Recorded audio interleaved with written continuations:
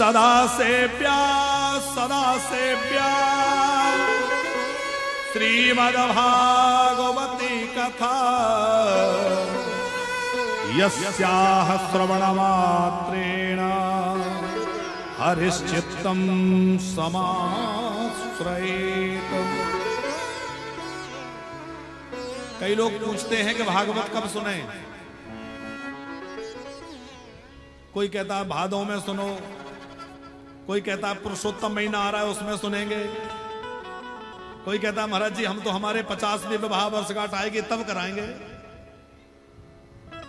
अच्छी बात है, लेकिन हम आप लोगों से प्रश्न कर रहे हैं कि 50वीं वर्षगांठ तक जीवित रहोगे, इसका कोई सर्टिफिकेट है, कोई गारंटी कार्ड है? पहले ही राम नाम सत्य हो गई तो श्रावण में सुनेंगे कि भादों में सुनेंगे, तब तक शरीर रहा कि नहीं रहा पता नहीं। अभी 23 तारीख की बात है देवलिया जी, हमारी पूजनीय माता जी, अभी नवरात्रि चल रही थी और नवरात्रि में श्रीमद् देवी भागवत की कथा प्रातः सत्र में चल रही थी और शाम के सत्र में श्रीमद् भागवत चल रही थी। तो संध्या सत्र में श्रीमद् भागवत की कथा यही 4 बजे से 7 बजे के टाइम में चल रही थी। सत्संग चैनल पर उसका भी लाइव टेलीकास्ट चल रहा था।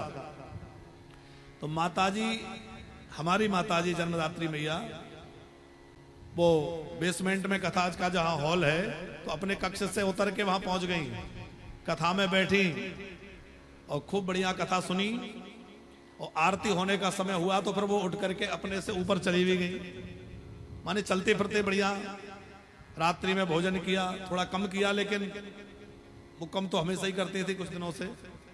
भोजन किया, बातचीत करी, रात को 11 साढ़े 11 बजे तक हम पास बैठे रहे, बातचीत करती रही और सवेरे 5 बजे जगी और थोड़ा सा बेचैनी हुई, घबराहट हुई, हल्की सी, वो भी इतना भी नहीं हुआ कि हॉस्पिटल ले जाने का लगे, ऐसा लग थोड़ा बहुत कभी हो जाता है।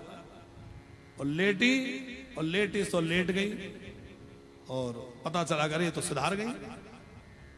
तो जीवन का क्या भरोसा है भैया, कब क्या हो जाए, भरोसा है क्या?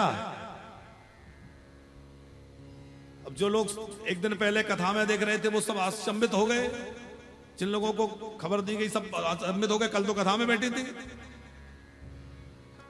तो भैया क्या कहा जा सकता है जीवन का। इसलिए भैया सांसों का भरोसा नहीं है, इसलिए क्या करो, बोले अच्छा काम करने में देरी मत करो भैया, भगवान का नाम लेने में देरी मत करो, कथा करने में देरी मत करो, पता नहीं क्या हो जाए, कब क्या हो जाए। सदा सर्वदा कथा का श्रवण करते रहो।